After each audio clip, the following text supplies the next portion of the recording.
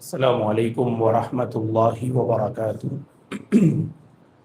الحمد للہ رب العالمین والعاقبۃ للمتقین والصلاة والسلام علی رسولہ الامین وعلی آلہ وصحبہ اجمعین ومن تبعہ بإحسان الی یوم الدین، اما بعد۔ عن ابی ہریرہ رضی اللہ عنہ قال قال رسول اللہ صلی اللہ علیہ وسلم ان امتی یدعون یوم القیامت غرا محجلین من آثار الوضوء فمن استطاع منکم ان یطیل غرته فلیفعل، رواہ البخاری۔ محترم حضرات، ابھی آپ کے سامنے صحیح بخاری کی ایک حدیث ہم نے پیش کی۔ اس حدیث کی روشنی میں انشاءاللہ وضو اور غسل سے متعلق کچھ بنیادی باتیں ہم آج آپ کی خدمت میں پیش کریں گے۔ وضو ایک عبادت ہے اور یہ اس امت کی خصوصیت ہے۔ اللہ تعالیٰ نے کسی قوم کو پچھلی قوموں میں سے وضو کا حکم نہیں دیا، یہ صرف اس امت محمدیہ کی خصوصیت ہے وضو کرنا۔ وضو ایک عبادت بھی ہے اور اس امت کی یہ خصوصیت بھی ہے۔ وضو کے 5 فوائد ہمیں احادیث میں ملتے ہیں۔ وضو کا سب سے پہلا فائدہ یہ ہے کہ اس سے ہمارے چھوٹے چھوٹے گناہ معاف ہو جاتے ہیں۔ صحیح مسلم کی حدیث ہے، ہمارے نبی نے فرمایا صلی اللہ علیہ وسلم نے، من توضأ فاحسن الوضوء خرجت خطاياه من جسده حتی تخرج من تحت اظفاره۔ اگر کوئی بندہ وضو اچھی طرح سے کرتا ہے تو اس کے جسم سے گناہ نکل جاتے ہیں، جھڑ جاتے ہیں، یہاں تک کہ اگر گناہ ناخن کے نیچے بھی چھپے ہوئے ہوں تو وضو کرنے سے وہ گناہ نکل جاتے ہیں۔ صحیح مسلم کی حدیث سے۔ تو وضو کرنے سے چھوٹے چھوٹے گناہ معاف ہوتے ہیں، یہ پہلا فائدہ ہے۔ اور دوسرا فائدہ وضو کا یہ ہے کہ وضو کرنے سے قیامت کے دن اعضاء وضو، جہاں جہاں ہم پانی پہنچاتے ہیں وہ اعضاء، وہ پارٹس چمک رہے ہوں گے۔ ابھی صحیح بخاری کی حدیث ہم نے آپ کے سامنے پیش کی، ہمارے نبی نے فرمایا ان امتی یدعون یوم القیامہ غرا محجلین من آثار الوضوء۔ قیامت کے دن پوری انسانیت میدان محشر میں ہوگی، اس میں اس امت کو ہمارے نبی کیسے پہچانیں گے؟ کیونکہ وہاں ساری قومیں ہوں گی، ساری امتیں ہوں گی۔ تو ہمارے نبی نے فرمایا کہ آپ اپنی امت کو کیسے پہچانیں گے؟ آپ کی امت کے جو اعضاء ہیں، جو وضو کے اعضاء ہیں، وہ چمک رہے ہوں گے، ان میں ایک روشنی آئے گی، ان میں ایک چمک آئے گی۔ لہٰذا اللہ کے نبی صلی اللہ علیہ وسلم نے فرمایا اس چمک اور روشنی سے ہمارے نبی پہچان لیں گے یہ میرا امتی ہے، یہ میرا امتی ہے، یہ میرا امتی ہے۔ اللہ اکبر۔ تو لہٰذا وضو کرنے سے چمک اور روشنی پیدا ہوگی حشر کے میدان میں۔ تیسرا فائدہ یہ ہے وضو کرنے کا، اللہ اکبر، کہ وضو کرنے سے اچھی موت آتی ہے۔ اگر آپ باوضو ہیں، اللہ اکبر، اگر اس وقت ہماری روح قبض ہو جائے تو بہت اچھی علامت ہے یہ۔ آپ باوضو تھے تو دنیا سے رخصت ہوئے۔ اور چوتھی اہم خصوصیت اور فضیلت یہ ہے، جو انسان باوضو رہتا ہے اس کے پارٹس اکثر محفوظ رہتے ہیں گناہوں سے۔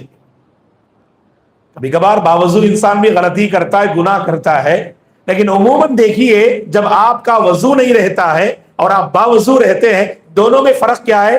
باوضو رہتے ہوئے آپ کی نگاہ، آپ کے کان، آپ کی زبان، آپ کا ہاتھ، آپ کا پیر ایک حد تک محفوظ رہتا ہے۔ تو باوضو رہنا گناہوں سے بچنے کی علامت ہے یہ۔ اور وضو کا ایک اور فائدہ کیا ہے؟ وضو کے بعد ہم ایک دعا پڑھتے ہیں، صحیح مسلم کی حدیث ہے، بہت بہترین فضیلت ہے۔ آج اگر عمل کرتے ہیں تو کنٹینیو کیجئے، عمل نہیں کرتے تو آج سے ہمیشہ عمل کیجئے۔ جب بھی وضو کریں یہ دعا پڑھیے، بلکہ یہ ذکر پڑھیے۔ کون سا ذکر ہے؟ اشہد ان لا الہ الا اللہ واشہد ان محمدا عبدہ ورسولہ، اشہد ان لا الہ الا اللہ واشہد ان محمدا عبدہ ورسولہ۔ ہمارے نبی نے فرمایا جو بندہ، صحیح مسلم کی حدیث ہے، وضو کے بعد یہ ذکر پڑھے گا اس کے لیے آٹھوں دروازے کھول دیے جاتے ہیں، جنت کے آٹھوں دروازے کھول دیے ہیں، جس دروازے سے چاہے وہ داخل ہو سکتا ہے۔ اتنی بڑی فضیلت ہے دوستو۔ اسی لیے وضو کے بعد خود بخود میری اور آپ کی زبان یہ ذکر کو لے کر مصروف ہو جانا ہے انشاءاللہ۔ ایک اور دعا بھی ہے جو ثابت ہے، ترمذی کی حدیث ہے، اللہم اجعلنی من التوابین وجعلنی من المتطہرین، یہ دعا بھی پڑھی آپ، اور کتنی پیاری دعا ہے معلوم یہ، اللہم اجعلنی من التوابین، اے اللہ تجھ سے جو معافی مانگتے ہیں، توبہ کرتے ہیں، ان توبہ کرنے والوں میں مجھے شامل فرما، وجعلنی من المتطہرین، اے اللہ تیرے جو پاک بندے ہیں ان پاک بندوں میں مجھے بھی شامل فرما۔ معمولی دعا نہیں دوستو، توبہ کرنے والے پاک لوگ اللہ کو بہت پسندیدہ ہیں، ان بندوں میں تو مجھے شامل فرما۔ بہت چھوٹی سی دعا ہے، اور اکثر جو ہے آپ مسجدوں میں یہ دعا پاتے ہیں، اللہم اجعلنی من التوابین وجعلنی من المتطہرین۔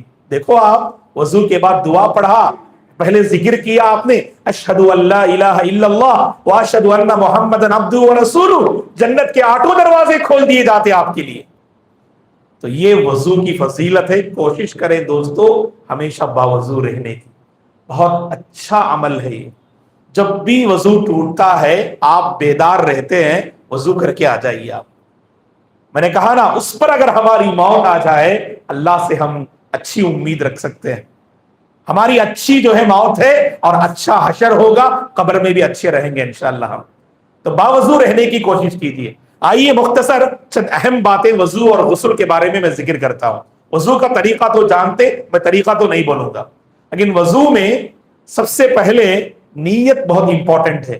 وضو سے پہلے نیت کرنا۔ آپ بہت سارے لوگ جاتے ہیں وضو کر کے آ جاتے، کبھی نماز پڑھتے ہوئے ان کو شک آتا ہے میں وضو کیا کہ نہیں کیا۔ نماز کے دوران بعض اللہ کے بندوں کو شک آتا ہے، یعنی وضو کرتے ہوئے احساس ہی نہیں تھا۔ اصل نیت کس کا نام ہے؟ نیت شعور کا نام ہے، نیت احساس کا نام ہے، نیت بیداری کا نام ہے۔ تو لہٰذا آپ اس نیت سے آپ وضو کیجئے گا، یعنی آپ کو کھڑے ہو کر اب میں وضو کرنے جا رہا ہوں، ایسا آپ کو وضو کرنے کی ضرورت نہیں۔ خود بخود جو دل میں جو خیال آ رہا ہے نا، آپ اگر وضو خانے کے پاس جاتے ہیں، آپ بالٹی کے پاس جاتے ہیں، پانی کے پاس جاتے ہیں، وضو کرنے کا جو ارادہ ہے یہ ارادہ کافی ہے انشاءاللہ۔ یہ پہلی بات۔ دوسری بات کیا ہے؟ وضو کرتے ہوئے 3 مقام پہ ہم سے غلطی ہوتی ہے۔ پہلا مقام، اکثر ایک کوہنی چھوڑ دیتے، اور بعض اللہ کے بندے جب یعنی مکمل ہاتھ بھی اوپر نہیں کرتے ہیں، یہاں تک ہی رہتا ہے بس ایسے ہی۔ اب ظاہر بات ہے پانی تو نہیں پہنچے گا یہاں، پہلے آپ اپنے ہاتھ کو اچھی طرح سے، یعنی یہ آپ کی کوہنی نظر آنی چاہیے وضو کرتے ہوئے، اس کا خیال رکھیں۔ کیونکہ بعض احباب جو ماشاءاللہ فل آستین پہنتے ہیں تو جب وہ مکمل اٹھاتے ہیں تو اس کا خیال نہیں کرتے ہیں۔ اگر آپ مثلا ٹی شرٹ پہنے ہیں یا آپ کی جو ہے یہ کوہنی اگر نظر بھی آ رہی ہے، ایک مرتبہ اچھی طرح سے تأکد کر لیجئے گا پانی وہاں پہنچ رہا نہیں پہنچ رہا ہے، ٹھیک۔ اور ہمارے پاس اکثر وضو میں کیا ہوتا ہے، پانی ایسا اٹھا کے ڈالتے رہتے، یہ حصہ ہمیشہ سوکھا رہتا۔ پانی ڈالنا نہیں ہے دوستو، رگڑنا اصل ہے کہ نہیں؟ ایک بالٹی کبھی ختم ہو جاتی ہمارا وضو کبھی ختم نہیں ہوتا۔ گھر میں ایک ناحیے سے احتیاط کرتے، کیونکہ کبھی پیسوں سے پانی خریدتے، وہاں پر ایک درد ہوتا ہے۔ جب مسجد آتے ہیں، باہر کہیں جاتے ہیں، کوئی درد نہیں، جتنی چاہے بالٹی ہم استعمال کر لیتے، اللہ حفاظت کرے۔ ایسا نہیں، میں بتاؤں آپ کو ہمارے نبی کتنے یمل میں کتنے ملی لیٹر میں آپ وضو کرتے تھے، صحیح بخاری کی حدیث، تعجب کریں گے آپ ہمارے نبی کا وضو کیسا تھا، ہمارے نبی کا غسل کیسا تھا۔ صحیح بخاری کی حدیث ہے، کان النبی صلی اللہ علیہ وسلم یتوضأ بالمد ویغتسل بالصاع او بخمسۃ امداد۔ ہمارے نبی جب وضو کرتے تھے نا، ایک مد سے، اور غسل کرتے تھے ایک سا سے۔ ایک مد کی مقدار معلوم ہے آپ کو، تقریباً 750 یمل۔ پانی کی بوتل دیکھتے نا آپ، 1 لیٹر بھی زیادہ ہے، اس میں 1 پاؤ لیٹر کم کر لو آپ، 1.25 لیٹر میں ہمارے نبی پورا وضو کرتے تھے۔ اور غسل کتنے میں کرتے تھے معلوم؟ 3 سے 3.5 لیٹر میں غسل کرتے تھے، کبھی 3 لیٹر کبھی 3.25 لیٹر۔ تصور کر سکتے ہم لوگ صرف ایک ہاتھ دھونے کے لیے بعض لوگ 4-5 لیٹر پانی استعمال کرتے، اور نل کھول دیے تو ختم، آپ جو ہے بہاتے رہتے. ایسا نہیں ہے دوستو، پانی لے کر رگڑنا ہے، ایسے اپلائی کرنا ہے اسے. آپ کی زبان میں کہو اپلائی کرنا ہے. ایسے اپلائی کریں گے تو آپ کا ہاتھ پورا بھیگے گا. پانی اڈیلنے سے حل نہیں ہوتا. غسل میں بھی بعض لوگ صرف کھڑے ہو کر بالٹی بہاتے رہتے اور پورا حصہ سوکھا رہتا. بہانا نہیں ہے، رگڑنا ہے. اسے عربی میں کہتے امرار الید، ہاتھوں کو گزارنا، ایسے گزارنا ہاتھوں کو. اسی لیے وضو میں اس کا خیال رکھیے، پانی تھوڑا سا لیجئے، ایک چلو پانی لیجئے اور ایسے کیجئے. ایک مرتبہ ہو گیا، پھر پانی لیجئے. اور اللہ رحم کرے ہم سے غلطی کیا ہوتی، ہم 4 بار 6 بار 10 بار ہاتھ پیر وغیرہ دھوتے. ہمارے نبی نے کیا فرمایا، جو 3 مرتبہ سے بڑھ کر دھوئے گا اس نے ظلم کیا، اس نے نافرمانی کی اور اس نے بہت برا کام کیا. فقد ظلم واساء وعصى ابا القاسم. 3 وعیدیں آپ نے بتائی.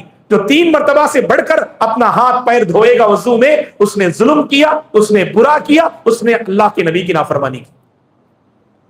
تو اسی لیے دوستو اس کا خیال رکھیں.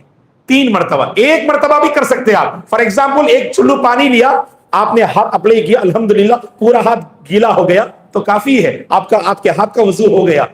2 مرتبہ 3 مرتبہ سنت ہے، واجب نہیں ہے. 1 مرتبہ فرض ہے. 1 مرتبہ ہاتھ دھونا، 1 مرتبہ چہرہ دھونا واجب ہے، فرض ہے. 2 مرتبہ 3 مرتبہ بھی آپ الحمدللہ پانی لے سکتے ہیں. تو 3 مرتبہ تک گنجائش ہے، میکسیمم بولتے اسے، میکسیمم 3 مرتبہ، اور 3 مرتبہ سے بڑھ کر گنجائش نہیں ہے. تو یہ غلطی کوہنی میں ہوتی، اس کا خیال رکھیے. اور دوسری غلطی کہاں ہوتی، سر کا مسح کرنے میں. خاص کر نوجوان سنیے اور بعد میں جا کے دیکھیے. ہمارے نوجوان کنگھی کر کے آتے ہیں، اپنے بالوں کی بڑی فکر ہوتی ہے، اللہ سلامت رکھے آپ کو. تو ہوتا کیا ہے کہ وضو کرتے ہوئے ٹوپی نکال کے آہستہ اوپر سے ایسا لیتے، بس ہاتھوں کو مطلب بال لگ جائے تو بہت بڑی بات. وضو کیسے کرنا، 10 انگلیوں سے کرنا. ایسا ہاتھ رکھ کے پورا ایسا لے کے جانا، بال یہ ہو جائے تو مسئلہ نہیں، پھر یہاں تک لے کے جائیے، پھر جہاں سے شروع کیا وہاں لے کر آئیے. آپ مکمل آپ کی 10 انگلیاں جو ہے یوز میں آنا. جو بعض لوگ کہتے ہیں کہ 3 انگلیاں، وہ ثابت نہیں ہے. پورے 10 انگلیاں جو مکمل پیشانی پہ رکھیے، یہاں سے شروع کیجئے اور پیچھے تک لے کر جائیے. پھر جہاں سے شروع کیا وہاں لے کر آئیے. پھر کانوں کا مسح کیجئے اندر کا، پھر اوپر کا مسح کیجئے. گردن کا مسح مت کیجئے، گردن کا مسح ثابت نہیں ہے. تو اسی لیے نوجوانوں، خاص کر بالوں کے بکھرنے کی آپ کو پریشانی ہوتی ہے، ڈریے مت. آپ اللہ کو راضی کرنے کے لیے آ رہے ہیں. اگر بال بکھر جائے کوئی مسئلہ نہیں، اللہ آپ سے راضی ہوگا انشاءاللہ. اس میں پورے سر کا مسح کیجئے. یہاں پر بھی غلطی ہوتی ہے، بعض لوگ جلدی میں ایسا کر کے آ جاتے ہیں. ایسا نہیں ہے، مکمل لے کے جانا اور پھر لے کے آنا انشاءاللہ. یہ دوسری بات. اور تیسری بات جہاں غلطی ہوتی، پیروں کو دھوتے ہوئے اکثر جو ٹخنا ہے وہ چھوڑ دیتے. اسے گھٹنا بولتے، اسے ٹخنا بولتے. اور ہمارے جو کپڑے ہیں وہ ٹخنے سے اوپر رہنا ہو، اس کا خیال رکھو. یہ گھٹنا ہے اور یہ نیچے ٹخنا ہے. تو ٹخنا بھی پیر میں شامل ہے. آپ جب پیر دھوئیں گے نا تو ٹخنا کو بھی شامل کر لینا آپ، کیونکہ کبھی کبھار پانی انڈیلتے آپ اور پیچھے ایڑی ایسی سوکھی رہتی ہے اور نیچے کا تلوا بھی کبھی کبھار سوکھا رہتا ہے. اللہ کے نبی نے چند لوگوں کو دیکھا، صحیح بخاری کی حدیث ہے، کہ ان کے پیر، ان کی ایڑیاں سوکھی ہوئی تھی. ہمارے نبی نے کیا فرمایا، وَيْلٌ لِلْعَقَابِ مِنَ النَّارِ. اللہ اکبر. اللہ کے نبی نے جب ایڑیوں کو سوکھی دیکھا، جہنم کی وعید سنائی. ایسی ایڑیوں کے لیے بربادی ہے جو صحیح طور پہ وضو نہیں کرتے.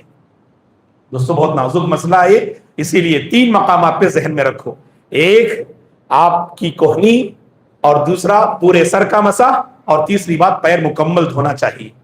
اور چہرہ دھوتے ہوئے اگر داڑھی ہے ماشاءاللہ تو داڑھی کا خلال کیجیے. اگر مختصر داڑھی ہے تو داڑھی کو بھگو سکتے آپ. داڑھی بہت گھنی ہے، بہت لمبی ہے تو آپ کو مکمل بھگونے کی ضرورت نہیں ہے.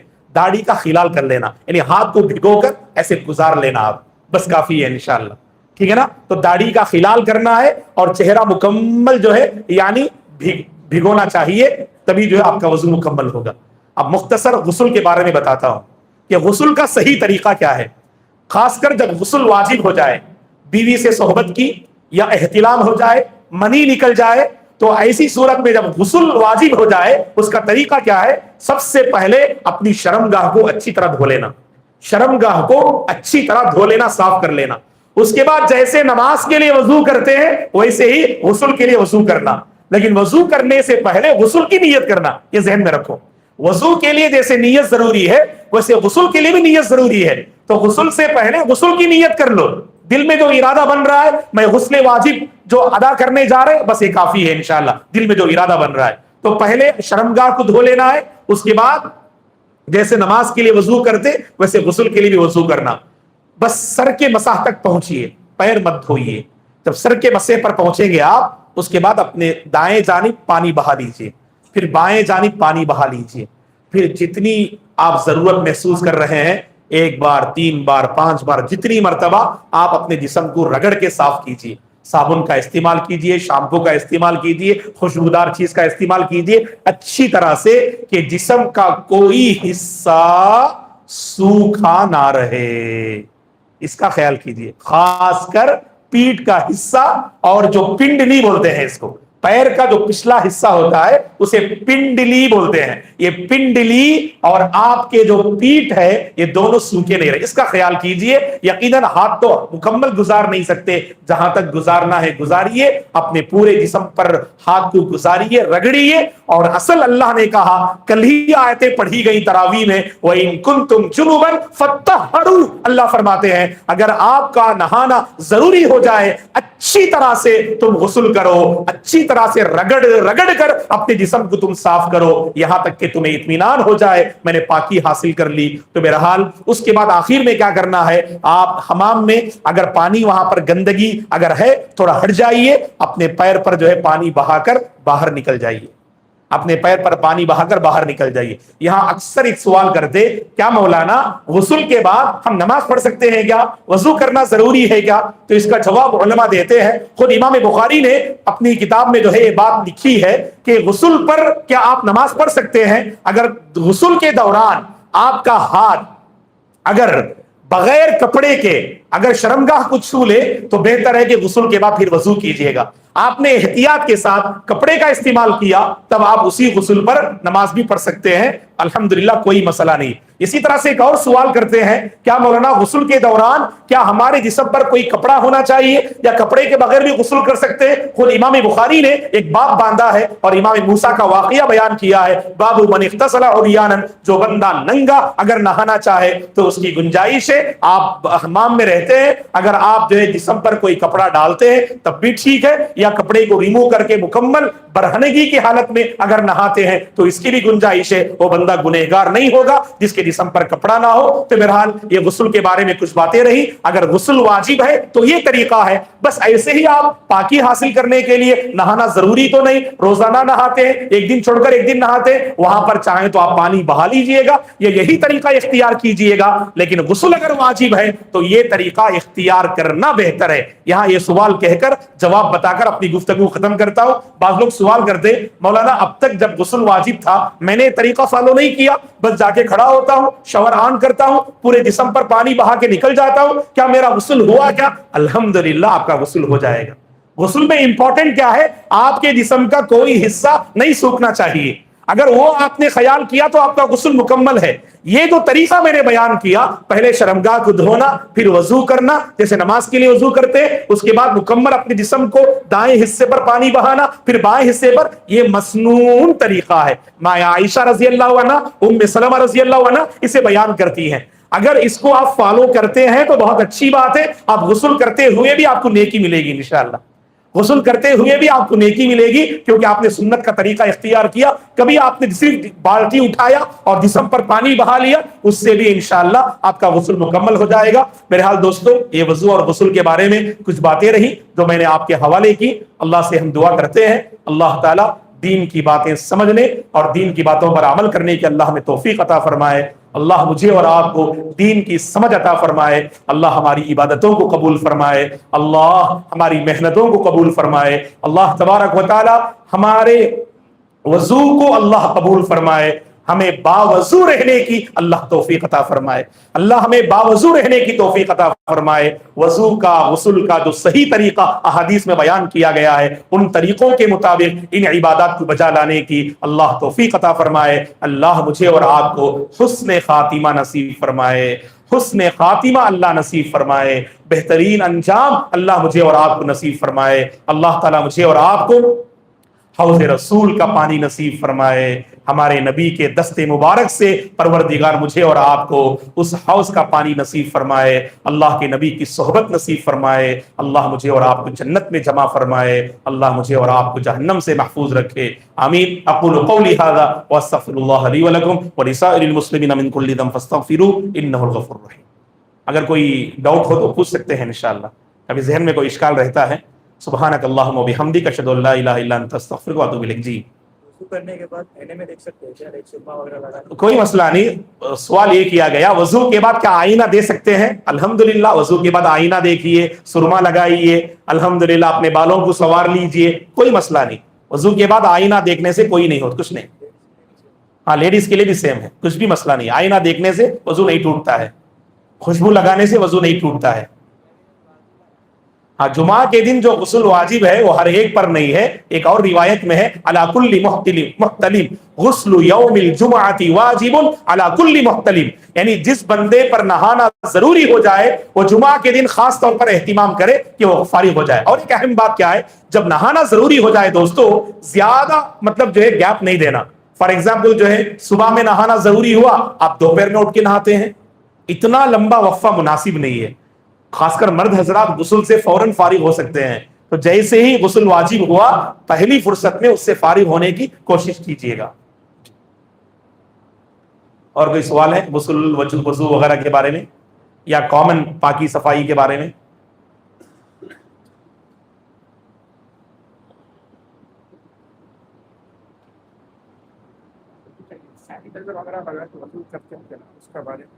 کوئی مسئلہ نہیں، اب سینیٹائزر وغیرہ کا استعمال اگر کرتے ہیں تو مطلب ایسی چیز استعمال نہ کرے کہ جس کو اپلائی کرنے سے آپ کے یعنی ہاتھ پر جسم پر پانی نہ پہنچے، جیسے بعض جو نیل پالش وغیرہ ہے عورتیں استعمال کرتی ہیں، اس کے استعمال کرنے کے بعد اگر پانی بھی ڈالتے ہیں نا تو پانی اندر تک نہیں پہنچتا ہے۔ جہاں تک مہندی کی بات ہے، جو عورتیں مہندی لگاتی ہیں تو تمام کا اتفاق ہے کہ مہندی لگانے سے الحمدللہ کوئی فرق نہیں پڑتا، کیونکہ پانی جو ہے آپ کے ہاتھ اور جو ہے جسم تک پہنچتا ہے۔ بس اس چیز سے پرہیز کریں جس کو اختیار کرنے کے بعد پانی اصل جسم تک نہ پہنچے، یہ جو رول ہے یہ۔ جی